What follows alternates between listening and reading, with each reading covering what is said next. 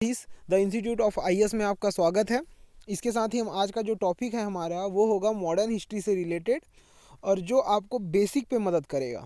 मतलब आप जैसे किसी टॉपिक के बारे में कुछ नहीं जान रहे हैं तो पहले धीरे धीरे हम उसके बारे में थोड़ा सा समझेंगे, फिर उसके बाद हम जाएंगे 12th की ओल्ड एनसीईआरटी पे जो विपिन चंद्रा ने लिखी हुई है, फिर हम उसको कंप्लीट करेंगे। उसके बाद हम बीएल ग्रोवर या स्पेक्ट्रम में से एक मानक बुक को लेके आपको यूपीएससी के दृष्टिकोण से आपको उसको मतलब पढ़ाएंगे। तो उसके साथ ही दोस्तों हम अब देखते हैं 18वीं सदी का भारत। इसका मूल उद्देश्य सिर्फ आपको हिस्ट्री के मूलभूत जो बेसिक कॉन्सेप्ट हैं, जो मूलभूत जो घटनाएं हुई हैं उनको आपको लिंक करना है, बस। इसको सिर्फ आपको मस्ती मजाक में पढ़ना है ये। उसके साथ ही दोस्तों अब हम इस टॉपिक को स्टार्ट करते हैं। 18वीं सदी का भारत। जब हम 18वीं सदी का भारत, इसलिए हम पहले थोड़ा सा पढ़ रहे हैं उसको मुग़ल सत्ता के बारे पे, क्योंकि मुग़ल ही वो राजा होते हैं जो अंग्रेज़ों को क्या देते हैं, समर्थन पत्र। समर्थन पत्र का मतलब ये है कि व्यापार के लिए उनको जो आज़ादी मिलती है, जो छूट मिलती है, जो रियायत मिलती है, वो किसके द्वारा दी जाती है, मुग़ल शासकों के द्वारा। इसलिए हमको मुग़ल काल को अच्छी तरीके से पढ़ने के लिए ज़रूरी नहीं है, सिर्फ उसका जब पतन होने के कगार पे था, मतलब औरंगजेब के काल से हम इसको देखते हैं। तो मुग़ल सम्राट औरंगजेब के बारे में आपने न्यूज़ में भी काफ़ी सुना होगा कि वो क्या था, क्रूड था। मतलब उसमें निर्दयता काफ़ी ज़्यादा थी और वो कोई चीज़ों को कंटिन्यू नहीं करता था। अब जैसे साम्राज्य के विरुद्ध विद्रोह हो गया, उसके शासनकाल में मराठा थे, सिख थे और जो जाट थे, उन्होंने क्या किया, औरंगजेब के जो क्रूर शासन के विरुद्ध में क्या किया, उन्होंने विद्रोह कर दिया। और विद्रोह के साथ ही क्या हुआ, मुग़ल साम्राज्य कब बिखरने लगा, जब औरंगजेब की मृत्यु हो गई। और उसकी मृत्यु के पश्चात क्या चीज़ हो गया कि भाई कोई ऐसा शासक नहीं था जो उसकी जो सत्ता का जो अवपतन था उसको रोक सके। तो क्या हो गया, इसके जो हिस्से थे वो छोटे छोटे भागों में बढ़ गए और उन्होंने अपने आप को स्वतंत्र घोषित करने का प्रयास किया। अब हम एक चीज़ ये देखते हैं, परवर्ती मुग़ल, ये आपके वनडे और जो छोटे छोटे एग्ज़ाम है उसमें ये काम आएगा, लेकिन यूपीएससी में ये कैसे काम में आएगा कि आपको एक कथन के रूप में दे सकता है कि औरंगजेब के बाद जो शासक बैठे वो सभी परवर्ती मुग़ल काल के थे। उसके साथ ही एक कथन आपको और घुमा के दे देगा कि परवर्ती मुग़ल में औरंगजेब, अकबर, ये सभी आते हैं। अब ये तो आपको याद रखना है कि क्रम क्या है, फिर कथन एक सत्य है, कथन दो सत्य है, असत्य है, इस चीज़ को आपको देखना है। तो ठीक है दोस्तों, तो परवर्ती मुग़ल कौन थे, औरंगजेब के बाद जो सत्ता पे बैठे। और इन शासकों में क्या होता था, वास्तविक सत्ता जो थी, मतलब जो औरंगजेब के बाद जितने भी आपके शासक आप देखेंगे वो सभी कब बैठे हुए हैं कि उनको किसी सरदार और सामंत ने मदद किया है, तब वो क्या हुए हैं, वहाँ पे बैठे हैं। तो जब वो कृपा पात्र होकर बैठेंगे तो वास्तविक सत्ता किसके हाथ पे होगी, वो होगी आपके सरदारों के हाथ पे। सिर्फ वो क्या होगा, जैसे हमारे देश के प्रोस्पेक्ट में अगर हम देखते हैं तो राष्ट्रपति क्या होता है, वास्तविक प्रमुख एक दिख रहा है, मतलब एक सत्ता का एक प्रमुख केंद्र जरूर दिख रहा है वो, लेकिन जो वास्तविक प्रमुख होता है, जितने जो कार्य हैं, जो शक्तियां हैं, वो सबसे ज़्यादा कहाँ पे निहित होती हैं, प्रधानमंत्री पे। उसके साथ ही क्या हुआ कि अब जैसे आप उदाहरण के तौर पे जैसे इसमें दे दिया है कि मध्य एशिया के तुरान प्रदेश से आए सरदारों ने अपना एक गुट बनाया और वे तुरानी कहे जाते थे। इस तरह तुरानी, अफगान और हिंदुस्तानी सरदारों ने अपने अलग अलग गुट बनाए थे और इसमें से प्रत्येक गुट ने अपनी सर्वोच्चता और सत्ता स्थापित करने का प्रयास किया। वही जो एग्जाम्पल जो इसमें जो लिखा गया है, वही सेम एग्जाम्पल आप इसमें इम्प्लीमेंट करके देख सकते हैं। औरंगजेब के शासन के अंत समय तक साम्राज्य में मनसबदारों की संख्या काफ़ी बढ़ गई थी। क्यों बढ़ गई थी, क्योंकि औरंगजेब मृत्यु के कगार पे था, उसका सत्ता पे उतना ज़्यादा मतलब वो हस्तक्षेप नहीं रहा। और उसके बाद जो शासक बने वो कृपा पात्र शासक थे, तो उन्होंने क्या किया, बे इंतहा मतलब क्या कर दिया, उन्होंने मनसब को बांट दिया कि भाई तू भी ले ले, तू भी खुश हो जा, तू भी ले ले, तू भी खुश हो जा, क्यों नाराज है। इसी तरीके से इनका चलने लगा। और जब मनसबदार पहले से बड़ी जागीर की मांग करने लगे, क्योंकि वो जानते थे कि अब राजा में जो है वो बात नहीं रही, ताकि उसे ज़्यादा आमदनी हो सके। और मनसबदारों ने अपने तबादलों का विरोध किया, जागीरों पर अपने अधिकार पक्के किए, पुश्तैनी बनाने के प्रयास किए। लेकिन एक चीज़ आप और देखेंगे, जागीरें बांटने का काम किसका था, वज़ीर का था।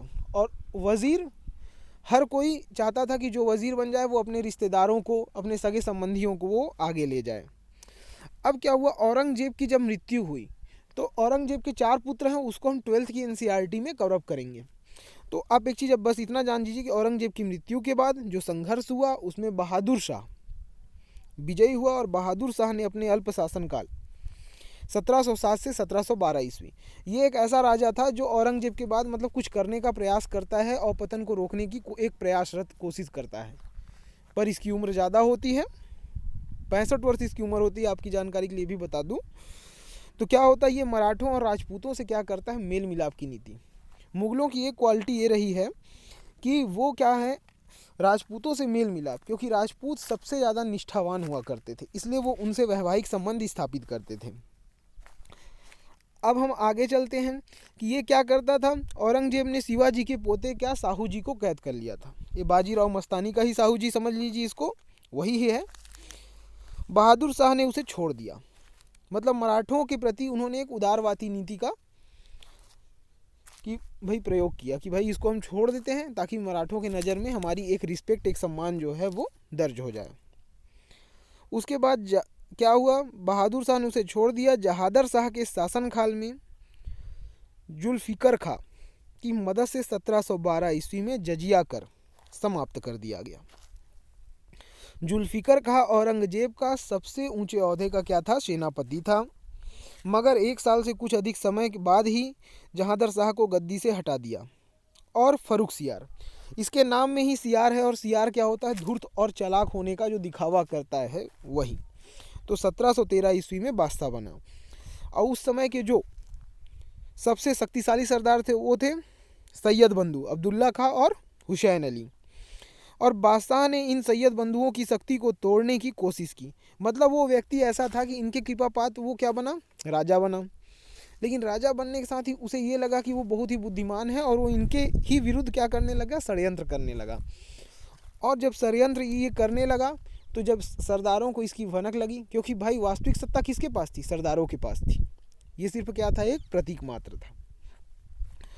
तो क्या हुआ, 1719 में इसको क्या कर दिया भाई, टाटा बाय बाय कर दिया, कि मौत के घाट उतार दिया। अब क्या हुआ, सैयदों ने क्या किया, फर्रुख सियार के रिश्ते के 2 भाई को गद्दी पे बिठा दिया, और उसके बाद एक और चचेरे भाई मोहम्मद शाह को 1720 में बादशाह बनाया।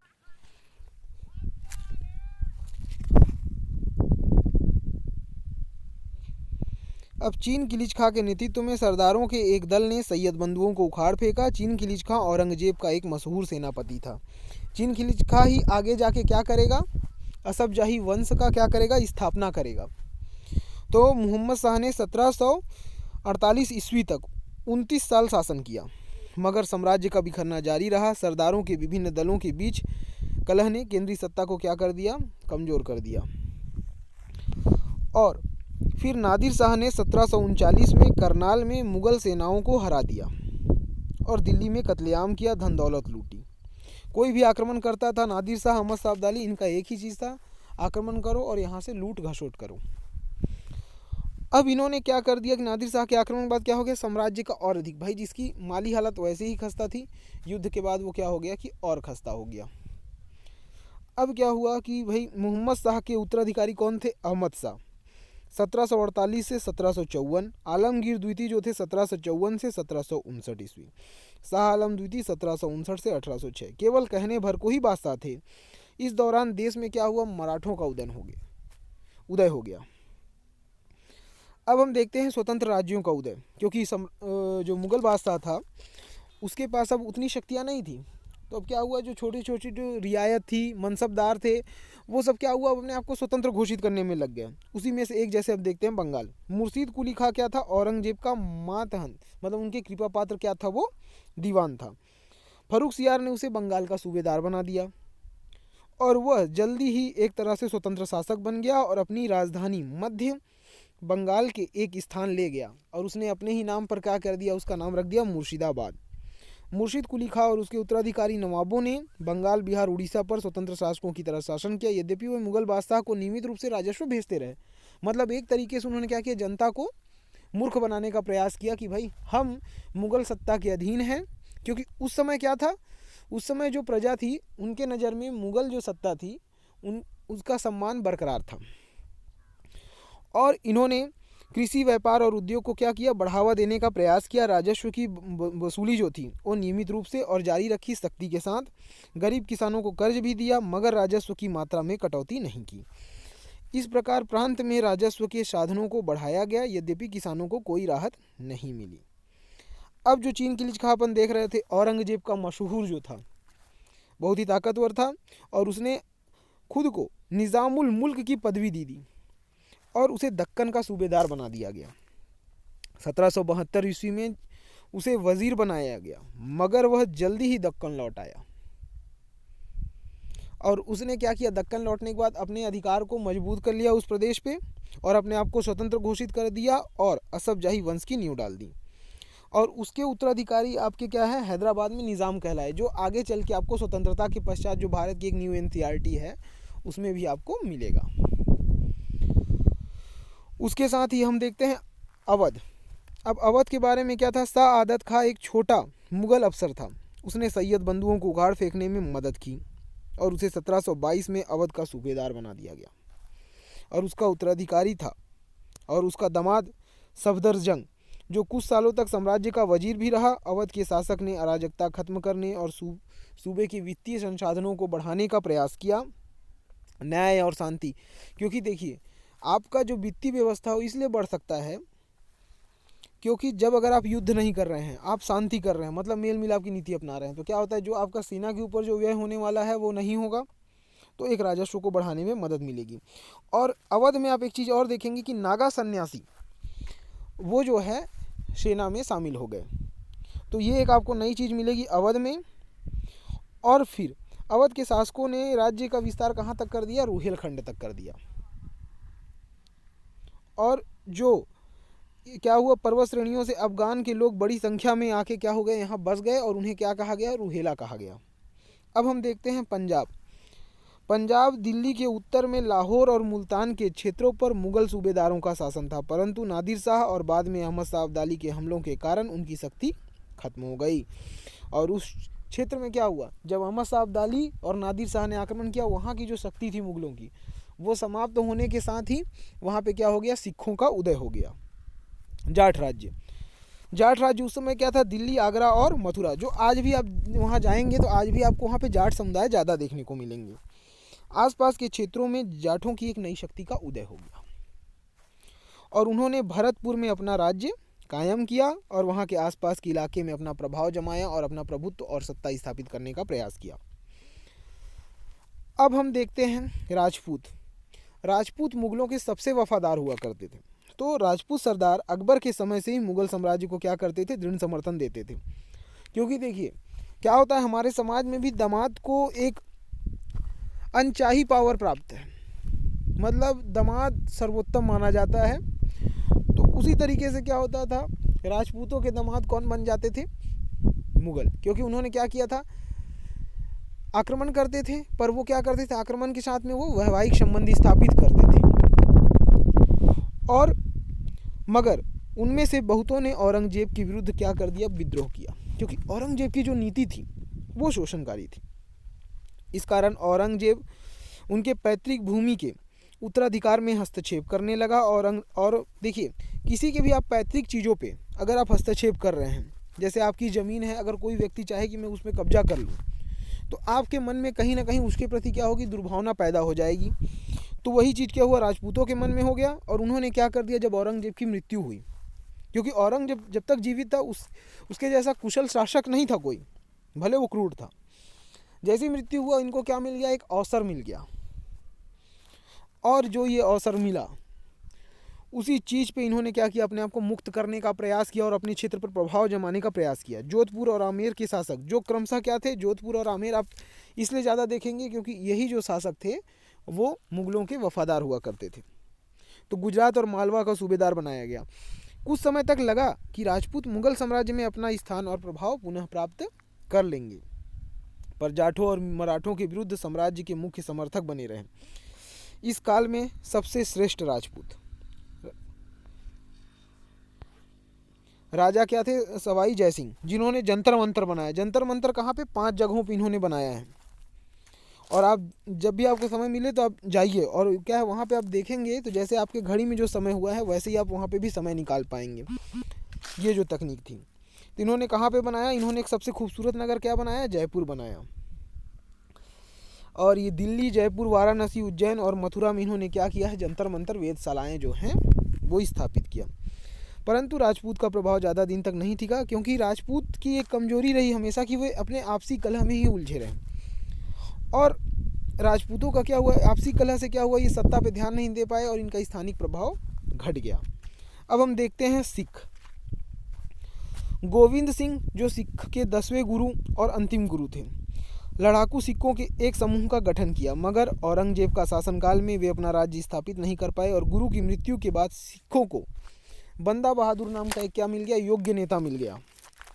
और उसके नेतृत्व में सिखों ने मुगलों को बहादुरी से मुकाबला किया और वे लाहौर से दिल्ली तक के सारे इलाकों में छा गए।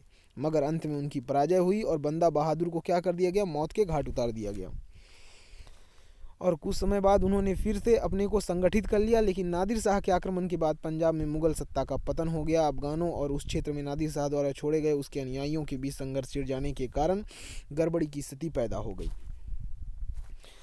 और क्या हो गया फिर, सिखों के बीच में क्या हुआ कि भाई जब ये क्षेत्र जो छूट गए तो उसमें इन्होंने कब्जा जमाने के लिए क्या किया, प्रयास किया। और उसमें वो अलग अलग खंड में क्या हो गए, विभाजित हो गए। और फिर इन्होंने क्या किया, उन्होंने अपने को फिर 12 छोटे छोटे खंडों में क्या किया, समूह में संगठित कर लिया, जिसे अपन क्या कहते हैं, मिसल कहते हैं। और मिसल के नेताओं ने इलाकों को आपस में बांट लिया। अहमद शाह अब्दाली भी इन मिसलों को ख़त्म नहीं कर सका। उसके चले जाने के 2 साल के अंदर ही लाहौर और सरहिंद सूबेदार को निकाल बाहर किया। नाभा, पटियाला, कपूरथला जैसे छोटे राज्यों का क्या हुआ, उदय हुआ। 18वीं सदी के दौरान जो अंतिम राजा जो थे, महाराजा रणजीत सिंह, जिन्होंने क्या किया, एकीकरण और साम्राज्य को एक शक्ति प्रदान करने का प्रयास किया। कर्नाटक और मैसूर के बारे में ये मैं बता दूं कि जब ब्रिटिश आ जाएंगे, कर्नाटक और मैसूर अपने आप में एक मशहूर राज्य हो जाएंगे। तो देखिए इसमें 18वीं सदी के दौरान भारत में अनेक राज्यों का उदय हुआ, उसमें से कर्नाटक और मैसूर भी बहुत महत्वपूर्ण थे। कर्नाटक का सूबा धीरे धीरे दक्कन के मुगल सूबेदार के कब्जे से निकल गया और मुगल सत्ता से लगभग स्वतंत्र हो गया। और हैदराबाद में निजाम के लिए असफजाही वंश की स्थापना तो थी ही, लेकिन 1761 में जो हैदर अली, जो कि उस समय एक मूल सैनिक हुआ करता था, उसने क्या किया, मैसूर के राजा से गद्दी छीनकर अपना अधिकार कर लिया। और उसका बेटा टीपू सुल्तान बड़े ही योग्य शासक थे। अब इनकी योग्य शासक का आप एक देखिए कि इन्होंने अपनी सैन्य शक्ति को क्या किया, आधुनिक रूप से संगठित करने का प्रयास किया। उन्हें पश्चिमी जो सैनिक शक्ति थी उसका पूरा तरीके से उनको क्या किया, सिखाया गया, उनकी तकनीकों के बारे में। हथियार बनाने के लिए उन्होंने कारखाना भी खोल दिया और उन्होंने कुछ नए उद्योग स्थापित किए। और धार्मिक मामले में वे काफ़ी समझदार और उदार थे। वे सारी प्रजा का समर्थन करते थे, मतलब वो धार्मिक रूप से किसी से भेदभाव नहीं करते थे। इसलिए उन्होंने प्रजा के नज़रों पे क्या किया, अपना सम्मान जो है वो अर्जित कर लिया। और इसके बाद क्या हुआ, उनकी शक्तियाँ वहाँ पे बढ़ गई। और उस समय अगर आप देखेंगे तो मैसूर के बारे में ही सिर्फ आप इतना कह सकते हैं कि मैसूर जब ब्रिटिश भी आए तो आर्थिक रूप से एक संपन्न राज्य था वो। मराठा शक्ति का उत्थान और पतन। जैसे ही हम देखते हैं कि औरंगजेब की मृत्यु के बाद क्या हुआ, औरंगजेब के बेटे ने क्या किया, साहू जी को रिहा कर दिया। और जब राजा राम की विधवा पत्नी ताराबाई ने अपने बेटे को एक प्रतिद्वंदी राजा के रूप में कोल्हापुर की गद्दी पर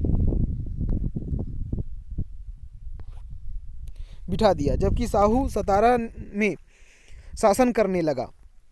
और इससे मराठा राज्य के 2 दावेदारों के समर्थकों के बीच युद्ध छिड़ गया। आखिरकार साहू का आधिपत्य दृढ़तापूर्वक स्थापित हो गया। अब पेशवा का उदय। क्या करता था साहू, एक मूल रूप से क्या होता था, राजा का कार्य करता था। उसमें पेशवा जो हुआ करता था, जो युद्ध का कार्य या तो उनके छोटे छोटे जो प्रदेश जैसे हैं दे दिया गया, तो उसमें वो क्या करते थे, अपना राज्य चलाते थे। तो त्रिचुरापल्ली कर्नाटक सूबे का एक भाग था और विश्वनाथ का इसमें बड़ा हाथ था। उसने पेशवा का पद प्राप्त किया और उसके साथ मराठा राज्य के विस्तार का युग शुरू हो गया। सैयद बंधुओं में से एक के साथ समझौता किया और शिवाजी के सारे क्षेत्र साहू जी को वापस मिल गए और उसे दक्कन के 6 सूबों में चौथ और सरदेश मुखी वसूलने का क्या हो गया, अधिकार मिल गया। और मुगल साम्राज्य की सेवा के लिए 1500 घुड़सवारों की सेना रखना साहू जी ने क्या कर दिया, स्वीकार कर लिया। 1719 में पेशवा मराठा सेना लेकर सैयद बंधुओं में से एक की मदद के लिए दिल्ली गया और वहां फर्रुखसियार को गद्दी से हटा दिया। तो विश्वनाथ जी ने क्या किया था, फर्रुखसियार को हटा दिया था। और दिल्ली में मराठों ने मुगल साम्राज्य की कमजोर दशा देखी। तो मराठों में क्या हुआ, प्रभु सत्ता की एक लालसा जागृत हो गई और पेशवा का पद सबसे शक्तिशाली बन गया। उसने मराठा राजा की शक्ति को निर्बल कर दिया। 1720 में बालाजी विश्वनाथ का बेटा बाजीराव पेशवा बन गया और उसने निजाम के राज्य पर हमले करने का, वही बाजीराव है भाई, बाजीराव मस्तानी का ही बाजीराव आ चुका है अब। और उसने क्या किया, मालवा, उत्तर गुजरात और बुंदेलखंड को जीत लिया और ठेठ दिल्ली तक हमले किए। मगर उसने दिल्ली पर कब्जा नहीं किया। क्यों? सबसे पहली बात, इतने सब आक्रमण आप देख रहे हैं पर दिल्ली पे कोई कब्जा नहीं कर रहा है, क्योंकि मुगल बादशाह की इज्जत अभी भी कायम है।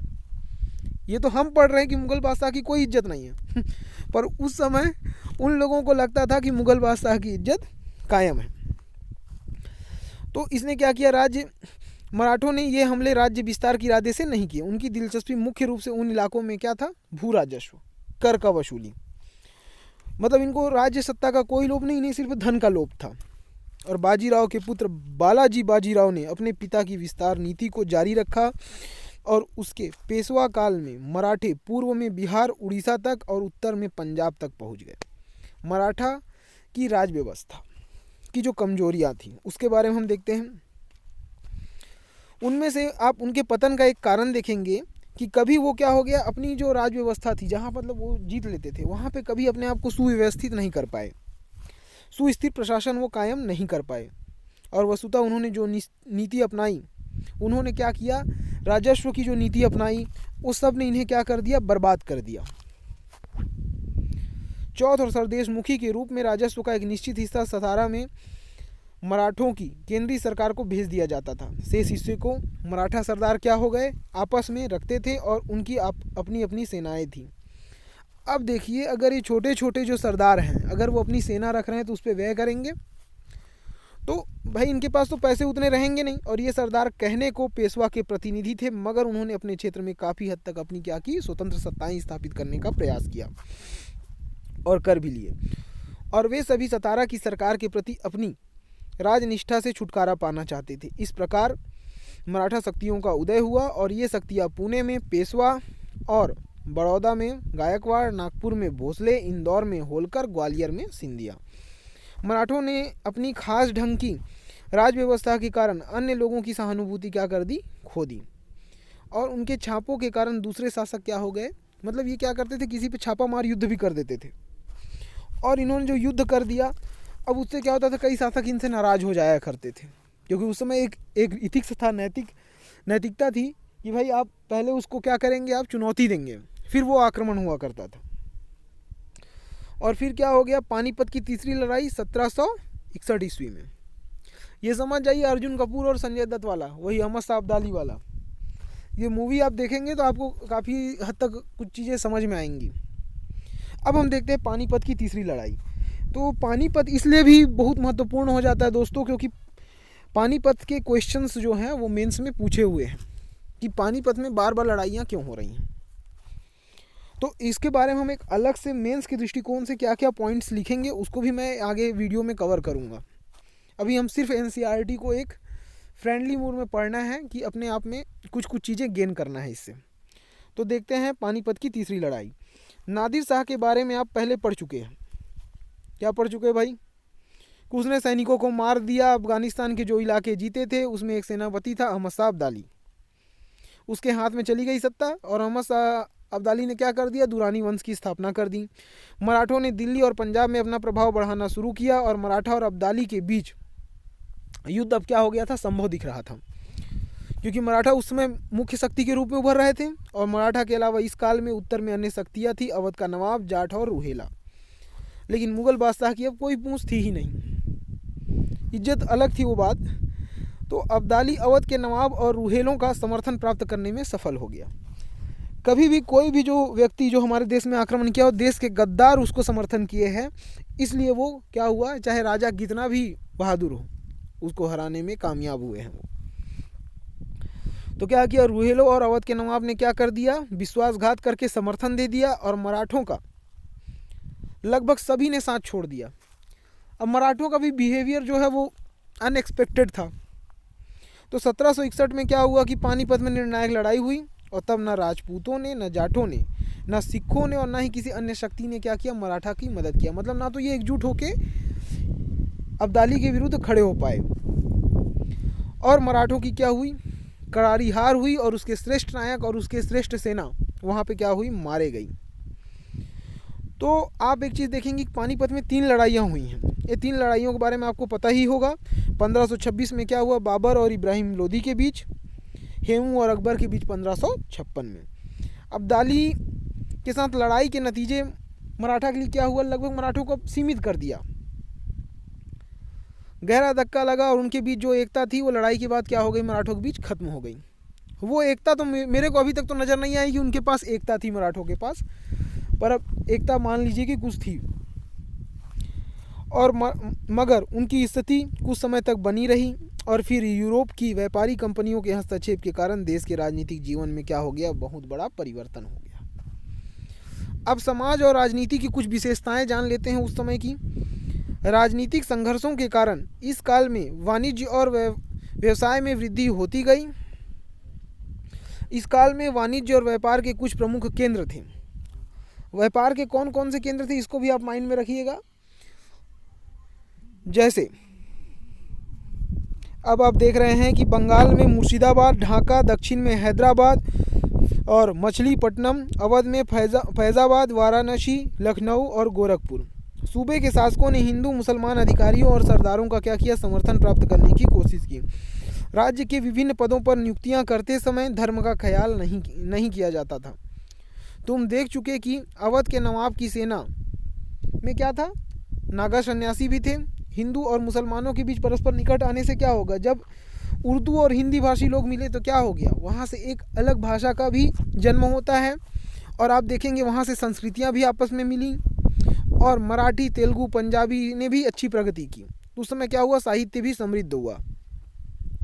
उसके साथ ही आप देखेंगे कि जब इतनी सब शैलियाँ आपस में मिल रही हैं, तो वहाँ पे जो गायन शैली है, ठुमरी, गज़ल, खूब प्रगति की। मुगल और राजपूत शैलियों के प्रभाव से देश के कई हिस्सों में विशेषकर कुल्लू, कांगड़ा, चांबा और चित्रकला का विकास हुआ। और इस प्रकार कलह और युद्धों के बावजूद सांस्कृतिक जो प्रगति थी वो जारी थी। मतलब वाणिज्य और सांस्कृतिक प्रगति क्या रही, जारी रही। 18वीं सदी में भारत में राजनीतिक एकता का बड़ा अभाव था, क्योंकि मुगल बादशाह के पतन के बाद उसके बराबर की शक्ति और प्रतिष्ठा पाने वाला कोई अन्य भारतीय राज्यों का क्या हुआ, उदय हुआ ही नहीं। मतलब ये कभी संगठित हो ही नहीं पाए, और जो ब्रिटिश को क्या किया, यहाँ पे अधिकार जमाने के लिए एक तरीके से सहायता मिली। अब देखेंगे राज्यों को कमज़ोर बना दिया।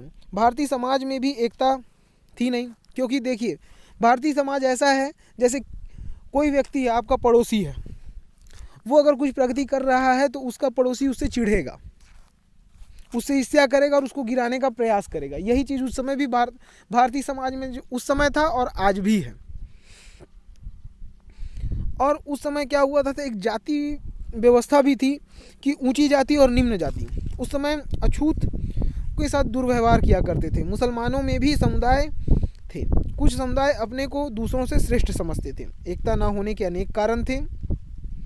तो इस तरीके की जब एकता नहीं थी तो क्या हुआ कि भाई जब एकता नहीं होगा तो कोई भी चीज़ें क्या होंगी, वहाँ पे कोई भी जो सत्ता आएगी वो हस्तांतरण आसानी से हो जाएगी। अब हम देख लेते हैं चौथ के बारे में। मुगल साम्राज्य को दिए जाने वाले लगान का 1/4 भाग, जिसको मराठे क्या करते थे, अतिरिक्त कर के रूप में उन लोगों से वसूलते थे, उसे हम क्या कहते हैं, चौथ। 1/4 भाग वसूलते थे कौन, मराठे। किससे वसूलते थे? वहाँ की जनता से। तो उसे हम क्या कहते हैं? चौथ। और राज्य के बाहर रहते थे, उसके बदले मराठे उनको वचन देते थे कि वे उस क्षेत्र में लूट मार नहीं करेंगे। मतलब राज्य के बाहर क्षेत्रों में वो चौथ वसूलना, और वो कहते थे कि भाई हम आपके पास आक्रमण नहीं करेंगे। सरदेशमुखी, कुल लगान का 10वां भाग जो मराठे सारे क्षेत्र में वसूलते थे। और वजीर तो मुगल साम्राज्य का वित्त मंत्री है। स्वराज्य, महाराष्ट्र का वह हिस्सा जहां शिवाजी ने अपना राज्य स्थापित किया और मराठों ने वहां अपना नियमित और स्थायी शासन कायम किया। अब हम देखते हैं मिसल। तो मिसल क्या था? जो ये 12 गुट में जो बट गए थे जो सरदार आपस में, फिर उन्होंने अपन छोटा छोटा गुट बना के आपस में मिल गए, तो उसे अपन क्या कहते थे? मिसल कहते थे, जिसे बाद में एकीकरण करने का प्रयास किसने किया था? रणजीत सिंह ने। तो ये चीज़ें आप देख चुके हैं दोस्तों। उसके साथ ही आपका कल जो है मैं एक वीडियो लाऊंगा इसके 3rd चैप्टर का। तो आप इतना ही पढ़िए, जो चीज़ें मैंने आपको बताया है सिर्फ आप उसको वीडियो को देख लीजिए, आपको लगभग उसमें हर चीज़ मिल जाएगी। और उसके साथ ही आप NCERT 8th की NCERT को सिर्फ कहानी के दृष्टिकोण से ही पढ़िए। उसके ज़्यादा आपको इसमें वो टिक करना मार कर कि हाँ नोट्स बनाने की ज़रूरत नहीं है, क्योंकि जो हम 12th की NCERT पढ़ेंगे वो आपकी कॉन्सेप्चुअल NCERT होगी। लेकिन उससे पहले क्या होगा, आपको कुछ चीज़ें पता होंगी। जब आप उसको पढ़ेंगे, हाँ मुझे ये पता है, तो ये चीज़ें क्या होगा, आपको याद आएगा। उसके साथ ही जब हम इसको क्या करेंगे, विस्तृत रूप से पढ़ने का जब प्रयास करेंगे, तो आपको हर चीज़ टू द पॉइंट आपको समझ में आएगी। हाँ, एक चीज़ और कहूँगा दोस्तों कि यहाँ पे क्या चीज़ होता है, पढ़ा हुआ कोई भी चीज़ आपके UPSC में क्वेश्चंस में देख के ऐसा लगेगा कि बिल्कुल आया ही नहीं है। तो आपके जो कॉन्सेप्ट हैं वो अगर क्लियर होंगे तो वहाँ पे आप कूट वाले क्वेश्चन पे 100% अपना दे पाएंगे। तो इसके साथ ही दोस्तों इस वीडियो को आप लाइक करिए, शेयर करिए और हमारे चैनल को सब्सक्राइब करिए। थैंक यू दोस्तों।